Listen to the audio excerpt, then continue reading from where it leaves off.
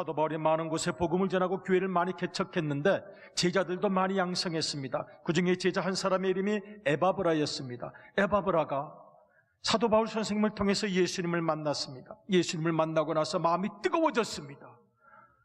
내 인생이 지금까지 살아온 것 어떤 것과도 바꿀 수 없는 거룩한 은혜, 영원한 나라, 마음이 너무 뜨거워져서 고향에 가서 복음을 전했습니다. 고향에 가서 복음을 전하니 그곳에서 예수님을 믿는 사람들이 생겨나기 시작했고 드디어 교회가 생겨났습니다. 에바브라가 너무 기뻤습니다. 그래서 멀리 감옥에 있는, 예수님을 증거하다가 박해를 받아 감옥에 있는 사도 바울 선생님을 찾아가서 자초지종을 아뢰었습니다. 선생님께서 가르쳐 주신 대로 그 예수 그리스도를 우리 동네 사람에게, 제 고향 사람들에게 제가 고향에 내려가서 전했는데 그들이 예수님을 믿기 시작하고 교회가 생겨났습니다. 골로새 교회가 생겨났는데 한번 격려의 말씀을 써주시면 워낙 유명하신 바울 선생님의 글이니 아마 그들이 감동할 것 같습니다. 사도 바울이 너무 기뻤습니다. 내가 개척하지는 못했지만 내 제자 에바브라가 가서 교회를 개척하고 잘 성장한다니. 그런데 편지를 쓰려면 물어봐야 될 거 아닙니까? 교회는 조금 어떻습니까? 걱정이 많지요. 잘 되고 있습니다. 그래요? 사도 바울이 수많은 교회를 개척했기 때문에 수많은 케이스를 너무나도 잘 알고 있습니다. 갈등은 없습니까? 분열은 없습니까? 혹시 파벌은 없습니까? 혹시 부엌 권세자는 없습니까? 고추장, 간장 권세자들이 또 있을 수도 있는데 저희 교회는 그런 거 없습니다. 그러면 혹시 안 알아준다고 은근히 마음이 꼬여져서 비틀어져서 속으로 꿍꿍거리는 그런 사람은 없습니까? 저희 교회는 그런 사람 없습니다. 세상에서 충족되지 못한 욕구불만을 교회에서 다 풀어내는 그런 사람도 없습니까? 저희 교회는 그런 사람 없습니다. 이야, 건강한 교회, 진짜 건강한 교회. 오히려 저희 교인들은 모여서 구제하고 나누고 베풀고 낮아지고 겸손한 사람들만 모였습니다.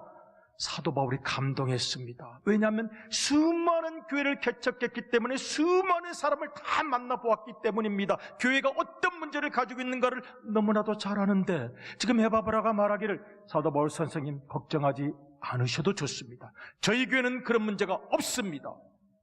이야, 사도 바울이 그래서 축복합니다. 1장 6절을 같이 한번 읽어보시겠습니다. 시작. 이 복음이 이미 너희에게 이름에 너희가 듣고 참으로 하나님의 은혜를 깨달은 날부터 너희 중에서와 같이 또한 온 천하에서도 열매를 맺어 자라는도다. 아멘. 사도 바울이 감동했습니다. 야, 진짜 그런 교회가 다 있네.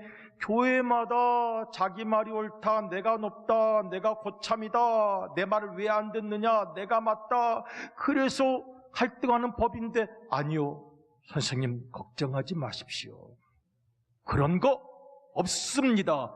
예수님께서 이끌어 가시기 때문입니다. 그러니 사도 바울이 생각합니다. 당신이 잘 가르친 거야. 에바브라, 당신이 잘 가르친 거야. 에바브라가 잘 가르쳤습니다. 사도 바울은 자기 사람을 만들지 않았습니다. 오직 예수님만 바라보십시오. 나 사도 바울에게 인정받으려거나 나 사도 바울에게 특별한 관심을 받으려는 집착 같은 거 하지 마시고 예수님만 바라보시고 그 주님이 주시는 평화를 체험하십시오. 그렇게 가르쳤습니다. 에바브라에게도 그렇게 가르쳤습니다. 에바브라도 그 교인들에게 그렇게 가르쳤습니다. 나 에바브라를 바라보지 마시고 내 관심이나 내 생각, 내 특혜를 받으려고 하지 마시고 오직 예수님만 바라보시고 그 주님이 주시는 평화, 그 주님이 주시는 기쁨, 내적인 충만함. 그러자 정말 그 교인들이 그렇게 자라났습니다. 사도 바울이 가만히 생각하니까 에바브라가 특별한 사람이에요.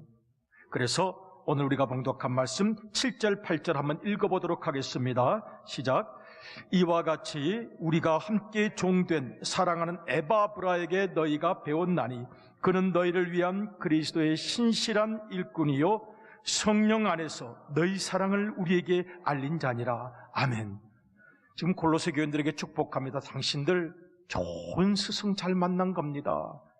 에바브라를 잘 만나서 이 땅을 살아가는데 갈등이 없겠습니까? 교회를 다녀도 세상 문제가 많고 신경 쓰이는 사람 많고 싫은 사람 많고 미운 사람 많고 안 입고 온 거 많고 못마땅한 거 많고 다 똑같은 세상을 살아가며 믿음을 지켜가는데 당신들은 좀 특별합니다.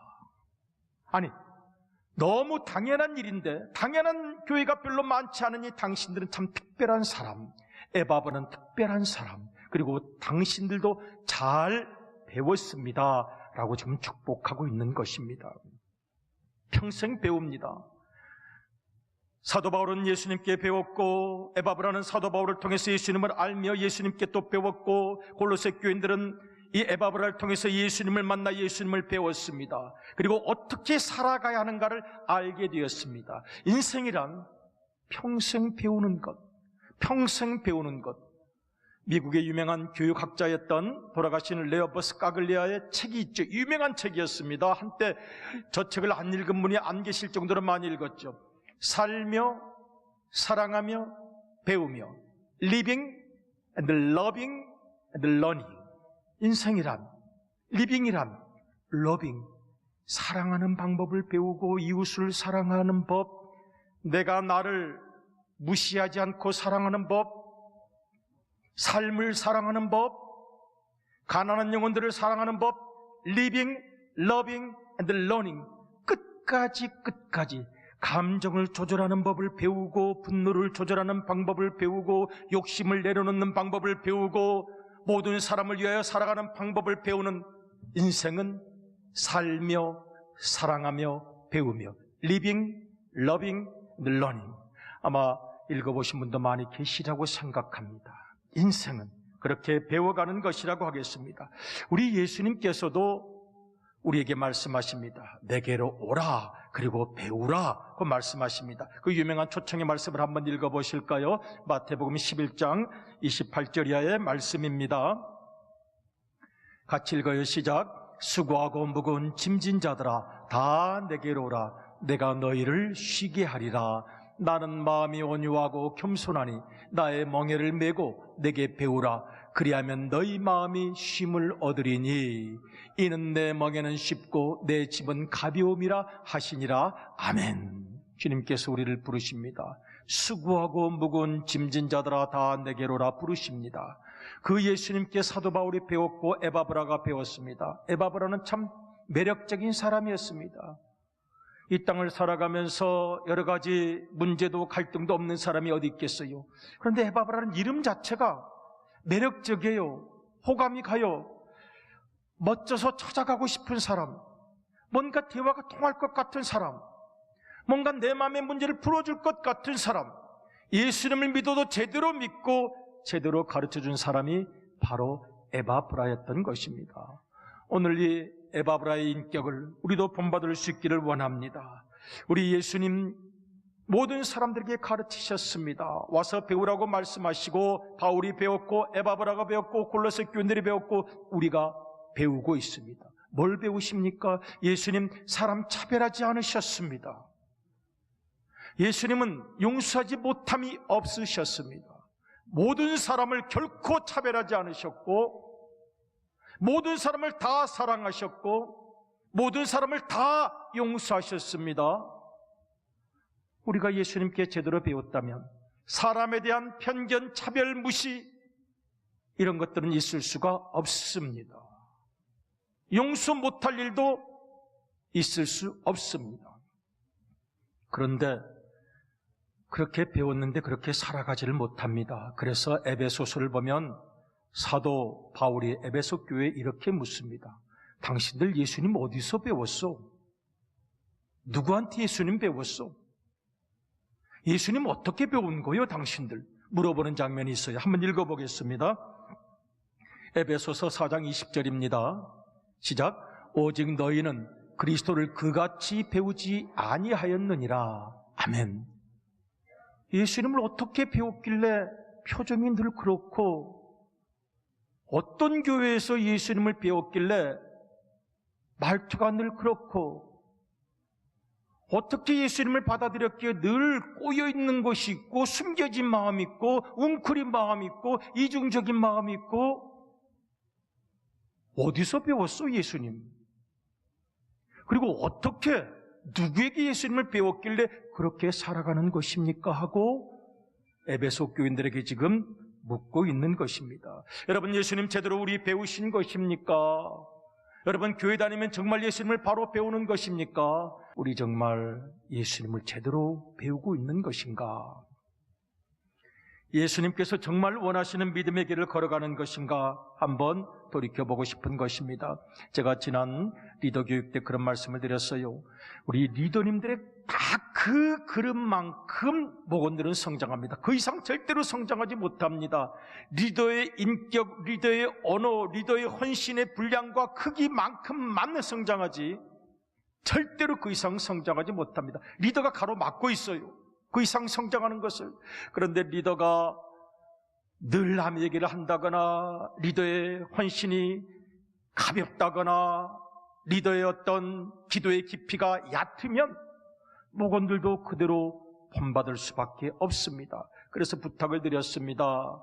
우리 리더들께서는 목원들을 상대하실 때 내가 혹시 저들의 성장과 기쁨을 방해하는 자 되지 않게 하시고 열린 마음, 깊은 기도, 예수님을 닮아가는 거룩한 만남을 전해줘야 할 책임이 있습니다. 간곡히 제가 부탁을 드렸습니다. 그리고 오늘 우리 모두가 가지는 거룩한 책임이라고 하겠습니다. 저는 가끔 교회에서 그런 고백을 들어요. 저분에게 참 많이 배웠습니다. 그럼 얼마나 기분이 좋은지 몰라요. 왜냐하면 이 가르치고 배운다는 게 보통 일이 아닙니다. 여러분 어떤 사람의 성격이 좀 괴팍해요. 저 사람 정말 괴팍한데 누가 말할 수가 없어. 하도 말만 하면 부르르 파르르 떠니까요. 그래서 용기 있게 말했다가 원수가 돼버리는 거예요. 그래서 내가 저 사람 고쳐줘야 하는 사명을 가졌다가 원수가 돼버리고 그 사람은 서로 이 사람 마음의 상처를 받고 다시 만나지 못할 관계가 되고 말 안 하는 게 낫겠다. 말하지 말자. 이거 잘못했다가 괜히 신경만 쓰이고 원수되고 관계만 무너져. 그런 경우도 많습니다. 말로 사람을 고치기가 쉽지가 않습니다. 다만 감동이 사람을 고쳐갑니다. 그러니 인격적 감화가 있어야 합니다. 제가 그분을 교회에서 만나보니까 종종 교인들께서 그런 고백을 해요. 참 저분은 교회도 사람이 모이는 곳인지라 말도 많고 탈도 많아서 말 탈 그러니까 그냥 분노 조절이 안 되고 감정 조절이 안 되고 시험에 들고 남의 얘기하고 전화기에 불이 나도록 하고 울었다 불었다 하는데 저분은 내공이 어떤 게 있길래 저렇게 평안하시고 남의 말 꺼내는 것을 못 받고 여전히 웃으시고 여전히 감사하시고 여전히 사랑하시고 이거 유전자가 다른가? 근본적으로 내 기질이 좀 싸구려인가? 저분은 수련 과정을 많이 거쳤나? 그래서 그분 사랑하고 존경하고 배우게 되었습니다. 그분들이 지금 이 자리에 계십니다. 할렐루야. 우리 옆에 가장 소중한 분들이 계시는 거예요. 감정을 다스릴 줄 알고 분노를 조절할 줄 알고 시험을 이길 줄 알고 긴 무더위 같은 신앙생활을 하다 보면 점점 나태해지고 권태에 빠지게 되고 그러면 남의 말만 하게 됩니다. 이제는 주님이 잘 안 보여요. 사람들만 보이게 돼요. 잔소리하고 싶은 것만 많아지는데 그분은 자기 관리를 기도를 통해서 철저히 하는 분. 그분 좀 배우고 싶습니다. 말로 다 가르치지 않아도 배웁니다. 때로는 말로 가르치기도 하죠. 어려운 순간도 있습니다. 제가 어느 분에게 들은 헌금 간증인데요. 그분이 이런 간증을 하세요. 자기가 그 선배에게 들었던 이야기를 잊지 못한다는 겁니다. 그분이 말하기를 짧은 구절인데 뽑히려고 헌금하지 말고 뽑히지 않았다고 헌금하지 않지도 말고 하나님 앞에서 스스로의 양심에 부끄러움이 없도록 스스로 부끄럽지 않도록 정직하게 평생 헌신하십시오. 짧은 말인데요. 정신을 반짝 차리게 하는 말씀이 되었다는 거예요. 천둥처럼 크게 들렸다는 거예요. 그래서 그 뒤로부터 정신 바짝 차리겠다는 그 말을 마음에 품고 주님께 나아가고 있습니다. 참 귀한 말씀, 쉽지 않은 말씀 잘 전하신 분의 인격적 향기를 생각합니다. 교회 안에서도 수많은 갈등이 있을 수가 있습니다. 교회 안에서 수많은 섭섭한 일이 있을 수가 있습니다. 어떨 때는 저 사람이 나를 싫어하는 것 같은데 우리가 그분을 봅니다. 분명히 이분이 저 사람이 본인을 싫어한다는 걸 알고 계실 텐데, 은근히 마음속으로 좋아하지 않는다는 걸 알고 계실 텐데 이분이 어떻게 반응하느냐를 보는데 이분이 그냥 품고 저분이 저렇게 되기까지 살아온 세월까지 같이 품어주고 사랑해 주는 것을 볼 때 배우는 거죠. 나는 배웠습니다. 그분에게 어떻게 사랑을 실천할 수 있는지를. 여러분, 우리가 좀 더 많이 나누어주고 가르쳐 주었으면 좋겠습니다. 몸으로 가르쳐 주었으면 좋겠습니다. 그리고 감사한 것은 우리 우암교회 그런 영적 스승들이 지금 내 옆에 평범한 얼굴로 앉아 계시지만 깊은 내공을 가지고 앉아 계시니 너무 감사할 뿐입니다. 제가 지난주에 가슴이 뛰는 이야기를 좀 들었어요. 너무 기분이 좋은 얘기. 비전 있는 얘기는 언제나 기분이 좋아요. 우리 충북 출신으로 충북에서 대학에서 오랜 긴 세월 강의하신 한 어르신께서 그렇게 말씀하셨다는 것입니다. 후학을 가르칠 때마다 나는 충청도라서, 충청이라서, 청주라서 안 돼. 그런 기질, 그런 마음, 그런 생각 버리고 오직 실력으로 당당하게 세계를 열어가라. 당신께서도 외국에서 여러 가지 연구를 많이 하시고 특허라든가 또 한림원에서 일을 하고 계시고, 그리고 세계를 향하여 질주하는 모습을 모든 제자들에게 나누어 주셨고, 또 실제적으로 그래서 많은 논문들을 전 세계적으로 상지할 수 있었다는 말씀을 듣고 너무너무 감사했어요. 나는 충북, 청주 이래서 안 돼, 저래서 안 돼. 그런 패배의식, 그런 기질, 그런 것으로 벗어나야만 진정 세계와 역사를 변화시킬 수 있다는 것. 대한민국을 이끌어 나갈 만한 스피릿을 보았습니다. 멋지다 생각하게 되었습니다. 제가 그래서 마음속으로 아멘, 설교 말씀인 줄 알고 아멘 그랬습니다. 멋있었기 때문입니다. 우리 속에 숨겨져 있는 것들이 너무너무 많습니다. 제가 이번 수련회를 이야기를 들으면서 청소년부 또 청년부 여러 프로그램을 들으니까 이런 프로그램이 있어요. 청년부에서 마음 콘서트, 마음밭에 돌 걸러내기. 야, 너무 멋있어요. 마음 콘서트, 마음밭에 돌 걸러내기. 그래 우리의 마음속에 돌이 숨어 있어. 꼬인 것들이 숨어 있어. 야, 그것이 숨어 있어서 은근히 불편하고 은근히 꼬여 있을 때가 너무너무 많아. 이거 잘 제거하면 좋겠습니다. 마음 콘서트 너무 멋있습니다. 그러면서 대화가 이어졌습니다. 우리 부모님들이 교회를 다니시는데 자녀들이 교회를 안 다니는 가정이 굉장히 많아요. 그러니까 청소년부 그 반항기, 사춘기를 지나가면서 또 청년기를 지나가면서 부모님은 교회를 다니는데도 안 다니는 자녀들이 너무 많습니다. 그래서 그거를 같이 대화를 하게 된 거예요. 그런데 세 가지 이유가 있습니다. 첫째는 부모가 너무 불화해요. 교회에서는 어머니 아버지가 교회 가서 예배를 드리는데 돌아오면 그냥 월드컵인 줄 알고 밥상을 발로 차고 치고받고 싸우니 에휴, 아주 그냥 나는 우리 그냥 위선자야. 우리 부모님 위선자. 싫어. 그래서 부모님이 불화할 경우 신앙이 변질되는 경우, 교회를 안 다니는 경우.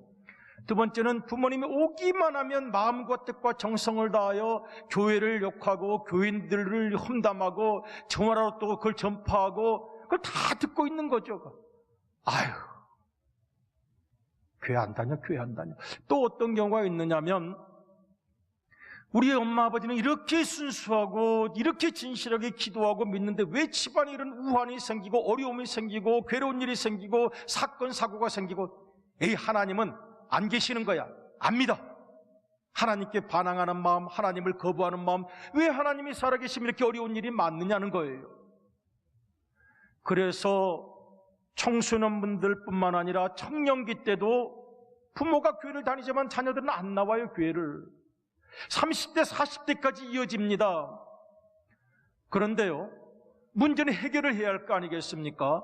그런데 뜻밖의 부모님이 불화한 경우는 굉장히 성장 과정에 상처가 많을 것 같지만 의외로 그렇지 않다는 거예요. 제가 부모님의 불화가 성격에도 영향을 미치는데, 아니요. 뜻밖의 부모님이 불화를 해도 본인이 그러니까도 교회에 나오는 학생들도 많습니다. 그러니까 주님께도 매달리는 사람도 많습니다. 뜻밖의 생각이네요. 제가 배웠습니다.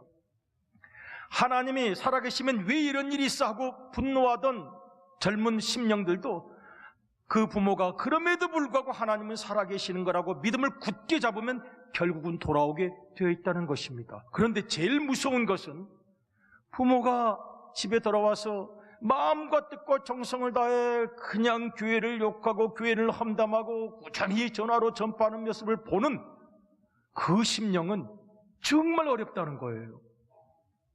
너무 마음의 실망이 크기 때문에 그 마음이 다친다는 것입니다. 문제는 그걸 어떻게 해결하면 좋습니까?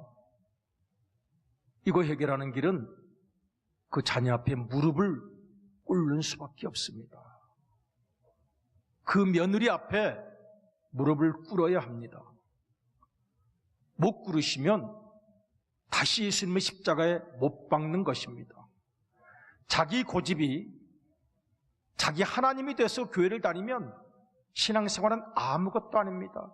자기 고집을 자기 하나님으로 믿고 살아가는데 교회는 취미생활로 나오는 거죠. 구경도 하고 만나기도 하고. 남편에게 무릎을 꿇어야 하고 아내에게 무릎을 꿇어야 하고 부모님께 무릎을 꿇어서 고백을 해야 합니다. 눈물로 나누는 진실한 대화가 마음의 돌을 제거하기 때문입니다. 남편에게 말해야 합니다. 아내에게 말해야 합니다. 긴 세월 너무 미안했다고.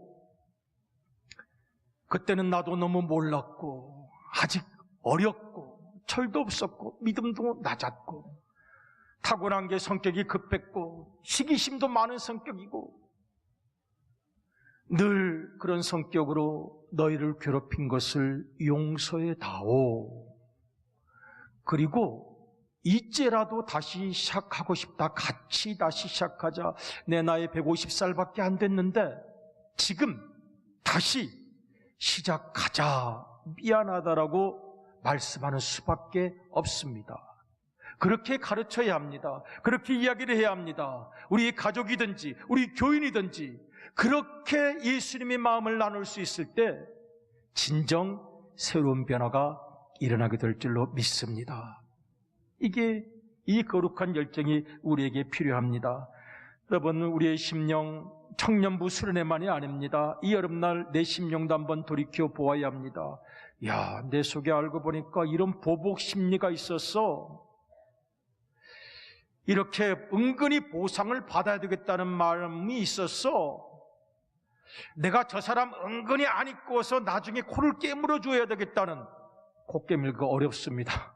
마음이 있었어. 나 그런 정도였어.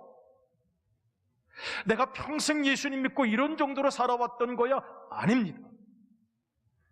우리 주님의 십자가의 은혜는 우리에게 새로운 가능성을 열어주심을 여러분 믿으시기를 바랍니다. 사람의 마음이 안 바뀌는 것 같지만 순간에 바뀌는 것입니다. 만일 요즘 어떻게 지내세요? 그러면 그분이 나 요즘 힘듭니다. 그러면 힘든 거예요. 똑같은 그분에게 제가 묻습니다. 요즘 어떠세요? 요즘 감사합니다. 그러면 그분은 감사한 것입니다. 똑같은 삶을 살아가는데 내 입에서 무엇을 말하는지, 내가 무엇을 생각하는지에 따라서 저 요즘 힘들어요. 아, 힘든 인생이시군요. 저 요즘 감사해요. 감사하시군요. 오늘 내 삶을 어떻게 평가하고 어떻게 나누시겠습니까? 오늘 우리의 삶이 우리의 가장 가까운 사람에게로부터 먼 이웃에게 이르기까지 Jesus Reminder, 예수님을 떠올리게 하는 그런 생애가 될 수 있기를 축복합니다. 아멘. 저분은 뭔가 예수님이 느껴져. 그 기분 나쁨을 어떻게 참으시지? 저 속상한 것을 어떻게 견디시지? 사람인데, 저분도 인간인데 어떻게 저렇게 품을 수 있으실까? 그런 분들은 지저스 리마인더입니다. 저분을 보면 예수님 생각이 나. 예수님을 생각나게 하는 사람, 우리 모두가 될 수 있기를 축복합니다. 아멘. 우리가 서로 배움을 나누어 줬으면 좋겠습니다. 우리 설교 제목이 당신께 많이 배웠습니다인데, 배웠던 것은 확실치 않으니까 당신께 많이 배우겠습니다 하고 한번 인사하실까요? 시작. 당신께 많이 배우겠습니다. 네, 당신께 많이 배우겠습니다. 많이도 배웠어요. 그리고 앞으로도 많이 배울 거예요. 그렇게 우리의 모든 사랑의 한계를 나눠줄 수 있기를 주님의 이름으로 축복합니다.